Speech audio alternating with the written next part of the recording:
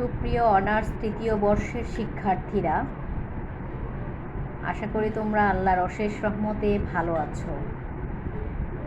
আজকে আমি অনার্স তৃতীয় বর্ষের সভ্যতার ইতিহাস, যেটা তোমাদের বিষয়কোড হবে 23, 16, 13 মানব বিশ্ব সভ্যতার ইতিহাস। এই এই বিষয়টা সভ্যতার ইতিহাস যে আমাদের 23, 16, 15, 23, 16, 13 23, 16, 13 কোডের বিষয়টি আজকে আমি তোমাদেরকে পড়াবো। আমি আমাদের এই ছুটির আগে তোমাদের যে পরীক্ষার কথা পরীক্ষার রুটিন দেওয়া হয়েছিল, সেখানে আমি তোমাদেরকে 2018 সালের কোশ্চেনটা তোমাদেরকে সলভ করিয়ে দিয়েছিলাম। ওখান থেকে যে কোশ্চেনটা আমি তোমাদেরকে ভালো করে বোঝাতে পারিনি, সেই কোশ্চেনটার উপর আমি এটার উপরে তোমাদেরকে নোট কপি তোমাদের দেয়া হয়েছিল অনলাইনের মাধ্যমে। কে কে পেয়েছো আমি ঠিক বলতে পারবো না। তো আমি আজকে এই ক্লাসটা তোমাদেরকে ডিটেলস বুঝিয়ে দেওয়ার জন্য আমি আজকে তোমাদের এই ক্লাসটা নিব। আমার যে কোশ্চেনটা হচ্ছে, যে প্রশ্নটা আমি তোমাদেরকে আজকে বোঝাবো, সে প্রশ্নটা হচ্ছে দর্শন ও বিজ্ঞানের উন্নয়নে প্রাচীন গ্রিকরা কিভাবে ভূমিকা রেখেছিল। প্রাচীন গ্রিকরা, কিন্তু গ্রিকরা বলিনি, প্রাচীন গ্রিকরা। তোমরা কিন্তু প্রশ্ন না বুঝে অ্যান্সার করবে না। প্রাচীন গ্রিকরা মানে গ্রিকদের মধ্য থেকে প্রাচীন যুগের যারা এই বিজ্ঞান এবং দর্শনের উপরে কাজ করেছিল, তাদের যে অবদানটা ছিল সেটাই আমি তোমাদেরকে বোঝাবো। তুমি দেখো একটা জিনিস, তোমরা যে হেলেনীয় বা হেলেনিক বলতে ম্যাসেডোনীয় বিজয়ের পূর্ববর্তী গ্রিক সভ্যতাকে বোঝায়। তাহলে হোমারীয় যুগের ভিত্তিভূমির উপর যে গ্রীসীয় সভ্যতা গড়ে উঠেছিল তার নাম দেওয়া হয় হেলেনিক সভ্যতা। এই সভ্যতার ব্যাপ্তিকাল ধরা হয় হোমারীয় যুগ থেকে আলেকজান্ডারের উদয়ের কাল পর্যন্ত। মূল গ্রিক ভূখণ্ড ছাড়াও আয়োনিয়া, বর্তমানে যেটা তুরস্কের আলতোনিয়ার পশ্চিম প্রান্ত, ক্রিট, সাইপ্রাস ইত্যাদি কতিপয় গ্রিক উপনিবেশে এই সভ্যতার বিকাশ ঘটেছে। গ্রিক নগররাষ্ট্রসমূহের মধ্যে অ্যাথেন্সের প্রভাব এতই প্রবল ছিল যে প্রাচীন গ্রিক সভ্যতা মূল্যায়নের ক্ষেত্রে অ্যাথেন্সের মূল্যায়নই প্রাধান্য পেয়ে থাকে। সুতরাং বলা যায় যে হেলেনীয় সংস্কৃতি মূলত অ্যাথেনীয় সংস্কৃতিরই নামান্তর। তার মানে এই হেলেনীয় বা হেলেনিক সভ্যতাটাই ইতিহাসে বা আমরা যেটাকে প্রাচীন গ্রিক সভ্যতা হিসাবে ধরি। তাহলে আমাদের আজকে এটার মধ্যে থেকে পড়ার মূল বিষয়টা হচ্ছে এই প্রাচীন গ্রিকদের অবদান কিসে কিসে বলেছি, দর্শন এবং বিজ্ঞানের উপরে। দেখো, দর্শনের মধ্যে যদি আমরা দেখি যে গ্রিক চিন্তাবিদরা মানুষ ও বিশ্বব্রহ্মাণ্ডের উদ্ভব ও বিকাশের বিষয়াবলী নিয়ে আলোচনা করতে গিয়ে বিশ্বকে একটি সমৃদ্ধ দর্শন উপহার দেয়। দর্শনে গ্রিকদের অবদান সম্পর্কে আলোচনা করতে গেলে সর্বপ্রথমেই আমরা যাদেরকে দেখব, সফিস্টদের অবদান। তাহলে আগে আমরা বলি যে সফিস্ট কারা। মানুষ ও পৃথিবীর উৎস এবং বিকাশ সম্পর্কিত চিন্তার ক্ষেত্রে প্রাচীন গ্রিসে এক শ্রেণীর যুক্তিবাদী দার্শনিকের উদ্ভব ঘটে। কি বলেছি? মানুষ এবং পৃথিবীর উৎস এবং বিকাশ সম্পর্কে চিন্তার ক্ষেত্রে প্রাচীন গ্রিস ও এক শ্রেণীর যুক্তিবাদী ও দার্শনিকের উদ্ভব ঘটে। এরাই সফিস্ট নামে পরিচিত। ক্লিয়ার? সফিস্ট চিন্তানায়করা ছিলেন গ্রিসের যুক্তিবাদী শিক্ষক। আর এই যুক্তিবাদী শিক্ষকের মধ্যে আমরা আরেকজন পেয়ে যাই, সক্রেটিসের নাম আমরা সবাই জানি। সক্রেটিস ছিলেন সর্বকালের শ্রেষ্ঠ চিন্তানায়কদের মধ্যে অন্যতম ব্যক্তি। তার সময়কালে গ্রিক নগররাষ্ট্রের বড় রকমের পরিবর্তন ঘটে। গ্রিক দার্শনিকদের চিন্তার মূল বিষয় ছিল আদর্শ রাষ্ট্র ও সৎ নাগরিক। এদিক থেকে সক্রেটিস গ্রিক দার্শনিকদের মধ্যে সবচেয়ে খ্যাতিমান ও নির্ভীক দার্শনিক ছিলেন। তিনি ছিলেন মূলত সফিস্ট চিন্তার অনুসারী। সক্রেটিসের চিন্তার মূল কথা ছিল মানুষের বুদ্ধিবৃত্তি দিয়ে প্রত্যেকটি বস্তুই যাচাই করে নিতে হবে। সক্রেটিসের শিক্ষা পদ্ধতিটা ছিল কেমন দেখো, গণতন্ত্র অথবা ন্যায় অন্যায় অনুরূপ বিষয়ের উপর আমরা কি বুঝি ঠিক তা জানার জন্য প্রশ্নের পর প্রশ্ন তুলে মূল বৈশিষ্ট্যকে বোঝানোর যে চেষ্টা ছিল তাই সক্রেটিসের শিক্ষার মূল পদ্ধতি। মানে গণতন্ত্র অথবা ন্যায় অন্যায় অথবা এর অনুরূপ যে কোনো বিষয় আমরা কি বুঝি তা জানার জন্য সেই সম্পর্কে আমরা একের পর এক কী করব, প্রশ্ন করব এবং প্রশ্নের মাধ্যমে মূল বৈশিষ্ট্যটাকে বোঝার চেষ্টা করব। এখানে কিন্তু সক্রেটিসের শিক্ষার পদ্ধতি কিন্তু কোনো মুখস্থ বিদ্যা বা এরকম কিছু ছিল না। মানে উনি প্রশ্নের পর প্রশ্ন করে করে উনি কী করেছিলেন, ওই যে জিনিসটা জানতে চাচ্ছি তার বৈশিষ্ট্যটাকে বের করে আনার চেষ্টা করেছিলেন, করতেন। এটাই হচ্ছে তার শিক্ষার মূল পদ্ধতি। এরকম আরেকজন দার্শনিকের কথা আমরা বলতে পারি, সেটা হচ্ছে প্লেটো। প্লেটো হচ্ছে সক্রেটিসের ছাত্র। গ্রিকদের মধ্যে রাজনৈতিক শিক্ষার বিকাশ ঘটানোর মানসে তিনি অ্যাথেন্সে একটি একাডেমি গড়ে তোলেন। কে তোলেন? প্লেটো। এই একাডেমিতে তিনি বৈজ্ঞানিক পদ্ধতিতে সরকার ব্যবস্থার বিন্যাস সম্পর্কে শিক্ষা প্রদান করতেন।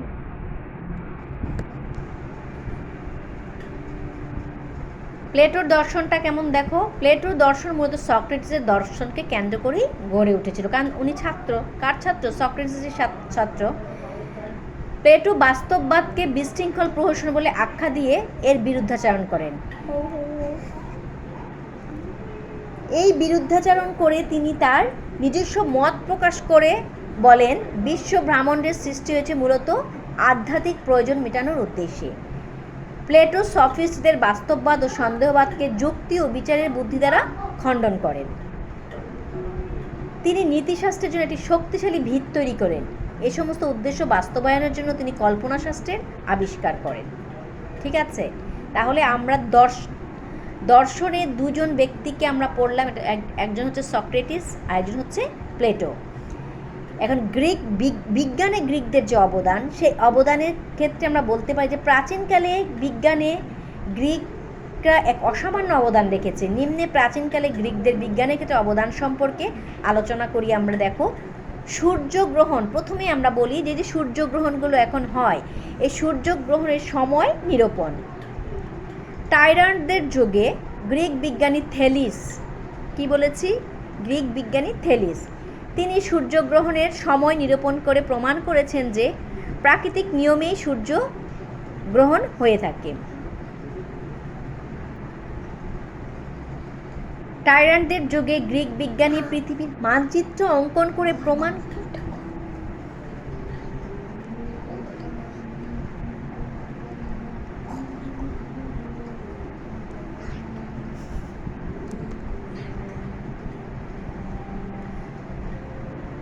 দেখো, টাইরান্টদের যুগে গ্রিক বিজ্ঞানীরা পৃথিবীর মানচিত্র অঙ্কন করে প্রমাণ করেছেন যে পৃথিবী সমুদ্র দ্বারা পরিবেষ্টিত। তারা ব্যাখ্যা করেছেন পৃথিবী একটি জ্যোতিষ্ক এবং তার নিজ গতিতেই আবর্তিত হয়। সম্ভবত বিজ্ঞানী থ্যালিস ছিলেন গ্রিক গণিতের প্রতিষ্ঠাতা। গণিতের ক্ষেত্রে দেখো, গণিত তো একটা বিজ্ঞান আমরা জানি।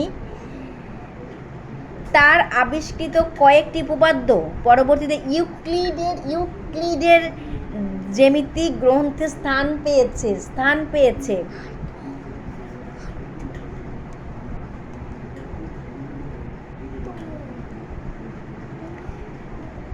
গ্রিক গণিতবিদ পিথাগোরাসের জ্যামিতির উন্নয়নে অসাধারণ পাণ্ডিত্য দেখাতে সক্ষম হয়েছেন। পরবর্তীতে কিউসের হিপ্পোক্রেটিস জ্যামিতিকে একটি বিজ্ঞান রূপে গড়ে তোলে। জীববিজ্ঞানের ক্ষেত্রে দেখি, দার্শনিক অ্যানাক্সিমেন্ডার সর্বপ্রথম জীববিজ্ঞান সম্পর্কে আগ্রহী হন। তিনি প্রাণী জগতের এক প্রাথমিক ধরন বিবর্তনের তত্ত্বের অবতারণা করেন। অবশ্য অ্যারিস্টটলকে জীববিজ্ঞানের প্রকৃত প্রতিষ্ঠাতা রূপে গণ্য করা হয়। চিকিৎসা বিজ্ঞানের ক্ষেত্রে তাদের অবদান দেখো, হিপ্পোক্রেটিস গ্রিক চিকিৎসা বিজ্ঞানের সবচেয়ে বেশি অবদান রেখেছেন। তিনি রোগের অতি প্রাকৃতিক ব্যাখ্যাকে দূর করে ঘোষণা করেন যে প্রত্যেক রোগেরই একটি প্রাকৃতিক কারণ আছে। শুধু এ ধারণা দেওয়ার কারণেই তিনি চিকিৎসা বিজ্ঞানের জনক হওয়ার গৌরব অর্জন করেন।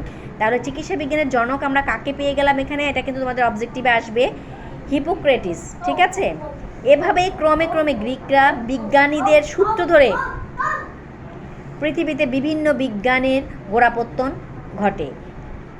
তাহলে আমরা দেখলাম যে গ্রিক বিজ্ঞানীরা যে বিভিন্ন ক্ষেত্রে অবদান রেখেছে। প্রথমে সূর্যগ্রহণের সময় নিরূপণ করে, তারপর আমরা দেখলাম হচ্ছে কি করে পৃথিবীর মানচিত্র অঙ্কন করে, পুরো বিশ্বের যে মানচিত্রটা, সেই মানচিত্রটা প্রথমে কারা দেখলাম? যে প্রাচীন গ্রিক বিজ্ঞানীরা এটা অঙ্কন করে, এবং তারাই দেখায় প্রথম যে পৃথিবী সমুদ্র দ্বারা পরিবেষ্টিত। অতঃপর আমরা গণিতকে দেখেছি, গণিত একটা বিজ্ঞান আমরা জানি। ঠিক আছে, তাহলে গণিতের প্রতিষ্ঠাতা হিসেবে আমরা কাকে পেলাম? থেলিসকে। এই থেলিসের উপপাদ্য কয়েকটা কোথায় আমরা পেয়েছি? পিথাগোরাস, ইউক্লিডের জ্যামিতিতে। পরবর্তীতে কিন্তু এই গ্রিক গণিতবিদ পিথাগোরাসের জ্যামিতি উন্নয়নে অসাধারণ পাণ্ডিত্য দেখাতে সক্ষম হয়েছে। তাহলে ইউক্লিডের জ্যামিতিতে আমরা থেলিসের কিছু জ্যামিতিক জিনিসগুলো পেয়েছি, পরে সেটা দেখা যায় গ্রিক গণিতবিদ পিথাগোরাস সেক্ষেত্রে অসামান্য অবদান রাখতে সক্ষম হয়েছিলেন। পরবর্তীতে কিউসের হিপোক্রেটিস জ্যামিতি একটি বিজ্ঞানরূপে গড়ে তোলেন। আর জীববিজ্ঞানেও আমরা দেখলাম যে তাদের অত্যন্ত তারা আগ্রহী ছিলেন। অ্যানাক্সিম্যান্ডার সর্বপ্রথম জীববিজ্ঞান সম্পর্কে বেশি আগ্রহী হন। তিনি প্রাণী জগতের এক প্রাথমিক ধরনের বিবর্তনের তত্ত্বের অবতারণা করেন। আর এরিস্টটলকে জীববিজ্ঞানের প্রকৃত প্রতিষ্ঠাতা রূপে গণ্য করা হয়। ঠিক আছে, আর চিকিৎসা বিজ্ঞানেও আমরা দেখলাম যে প্রত্যেক রোগেরই একটি করে প্রাকৃতিক কারণ আছে। এই জিনিসটা কে ব্যাখ্যা করেন বা এই জিনিসটা কে ধারণা দেন? যে হিপোক্রেটিস। ঠিক আছে, এই জন্য হিপোক্রেটিসকেই বলা হয় চিকিৎসা বিজ্ঞানের জনক। তাহলে আমরা পড়ে ফেললাম যে দর্শনে আমরা দুজনকে পড়লাম, কাকে? সক্রেটিস এবং প্লেটো। সক্রেটিসের ছাত্রই হচ্ছে প্লেটো। আর প্রথমে আমরা কাদেরকে পেলাম? একদম প্রথমে আমরা সফিস্টদেরকে পেলাম। সফিস্ট কারা এটাও তোমরা ভালো করে আরেকবার দেখবে যে সফিস্ট হচ্ছে কারা। আমি আবার বলে দিচ্ছি, যারা মানুষ ও পৃথিবীর উৎস এবং বিকাশ সম্পর্কিত চিন্তার ক্ষেত্রে প্রাচীন গ্রিসের একটি যুক্তিবাদী শ্রেণী উদ্ভব ঘটে। তারা কী করে? মানুষ এবং পৃথিবীর উৎস এবং বিকাশ সম্পর্কে চিন্তার ক্ষেত্রে তারা এই চিন্তা করার জন্য, বা এই মানুষ এবং পৃথিবীর উৎসটা কোথায়, ঠিক আছে, এই উৎসটা কোথায় এটা জানার জন্য তারা যে এই উৎসটা সেটা জানার জন্য যে চিন্তাবিদদের বা যুক্তিবাদীদের আবির্ভাব করে, তারাই কিন্তু সফিস্ট নামে পরিচিত। এই সফিস্টদের পরেই আগমন ঘটেছে সক্রেটিসের, তারপরে হচ্ছে প্লেটোর। ঠিক আছে, ওনারা কিন্তু দুজনেই মানে প্রাচীনকালের দার্শনিক। ঠিক আছে, তাহলে আমাদের যে প্রশ্নটা আজকে তোমরা দেখলে, বা আজকে যেটা আমি তোমাদেরকে পড়ে শোনালাম, যেটা কি? প্রাচীন গ্রিসের দর্শন ও বিজ্ঞানে অবদান। প্রাচীন গ্রিসের না, কিন্তু প্রাচীন গ্রিসের দর্শন ও বিজ্ঞানের অবদান। দর্শনের ক্ষেত্রে দুজনের নাম বললাম, আর বিজ্ঞানের ক্ষেত্রে বিজ্ঞানের বিষয়গুলো দিয়ে। ঠিক আছে, বিজ্ঞানের বিষয়গুলো দিয়ে। এখানে কিন্তু তোমরা দুই রকমভাবে আলোচনা করতে পারো। বিজ্ঞানীদের নাম দিয়েও আলোচনা করতে পারো, বিষয়গুলো উপস্থাপন করতে। যেমন গণিত একটা বিজ্ঞান, জীববিজ্ঞান একটা বিজ্ঞান, চিকিৎসা বিজ্ঞান একটা বিজ্ঞান, এবং বিভিন্ন ধরনের জ্যোতির্বিজ্ঞান নিয়ে যে কথা বলা, সূর্যগ্রহণ, চন্দ্রগ্রহণ, এগুলি কোথায় আলোচনা করা হয়? জ্যোতির্বিজ্ঞানে। ঠিক আছে, তারপরে হচ্ছে পৃথিবীর অবস্থান, এই জিনিসগুলো করা হয়। জিওগ্রাফিক্যাল যে জিনিসগুলো, এটাও করা হয় বিজ্ঞানে। এই জিনিসগুলো নিয়ে যেসব বিজ্ঞানীরা আলোচনা করেছেন, তাদের নাম দিয়েও কিন্তু আমরা এখানে উপস্থাপন করতে পারি, অথবা বিষয়গুলোর নাম দিয়েও করতে পারি। তোমাদের কাছে যার যেরকম বই আছে ওইভাবে তোমরা এটাকে অ্যান্সারটাকে রেডি করে ফেলবে। মূলত তোমরা এখানে আমি যেমন দুইভাবে আমি তোমাদেরকে পড়িয়ে দিলাম, যে দার্শনিকদের ক্ষেত্রে আমি দার্শনিকদের নাম দিয়েছিলাম, আর এখানে বিজ্ঞানের ক্ষেত্রে আমি বিজ্ঞানের বিষয়গুলোর নাম দিয়েছি। এইভাবে আমি তোমাদেরকে পড়াটা পড়েছি। তোমরা ওখানে সক্রেটিসদের নাম না দিয়ে ওদের কাজগুলোও দিতে পারো শুধু, আর বিজ্ঞানের ক্ষেত্রেও তোমরা ওদের কাজগুলোকেও দিয়ে, মানে ওদের বিষয়ের উপর যে কাজ করছে সেগুলো দিয়েও করতে পারো, ওদের নাম দিয়েও করতে পারো। ঠিক আছে, তাইলে আজকে আমরা যে আবার যে প্রশ্নের উপর আমরা আলোচনা করলাম, যে সভ্যতার ইতিহাসের অন্যতম গুরুত্বপূর্ণ একটা প্রশ্ন তোমাদের জন্য অত্যন্ত ইম্পর্টেন্ট, দর্শন ও বিজ্ঞানের উন্নয়নে প্রাচীন গ্রিকদের অবদান। ঠিক আছে, এটা বাসায় সুন্দর করে পড়ে ফেলবে, কারণ এই মহামারীর সময় তো আমাদের যদি কলেজ খুলছে না, আমরা তো আর কী করতে পারছি না, লেখাতে পারছি না। তোমাদের যে লেখানোর অভ্যাসটা আমরা গড়ে তুলেছিলাম, সেটা কিন্তু এখন তোমাদের বাসায় বাবা নিজেদের করতে হবে। এই পড়া শেষ হলে এই প্রশ্নটা নিজের মতো করে লিখে নিতে হবে একটা খাতার মধ্যে। আমরা তো তোমাদেরকে প্রশ্ন ধরে ধরে লিখাতাম, যার জন্য তোমাদের রেজাল্টগুলো কিন্তু তোমরা দেখতে পাও যে কেমন হয়েছে, তোমাদের সেকেন্ড ইয়ার রেজাল্টটা কেমন হয়েছে, তোমরা কিন্তু নিজেরাই নিজেদের যে উন্নয়নগুলো হয়েছে সেগুলো তোমরা দেখতে পাচ্ছ। ঠিক আছে, এই জন্য বলছি যে তোমরা ভালো করে বাসায় নিজেরাই পড়ে বাবা লিখবে। আর যেখানেই পারো না, আমাদের যেখানেই বুঝতে সমস্যা, আমাদের নাম্বার আছে তোমাদের কাছে, সেই নাম্বারগুলো দিয়ে অবশ্যই কন্ট্যাক্ট করার চেষ্টা করবে। ঠিক আছে, তাহলে আজকে এই পর্যন্তই থাক। ভালো থাকবে এবং মন দিয়ে পড়াশোনা করবে, কারণ ভার্সিটিটা খোলার পরপরই কিন্তু তোমাদের ফাইনাল পরীক্ষার রুটিন চলে আসবে। ঠিক আছে, ভালো থেকো। ওকে।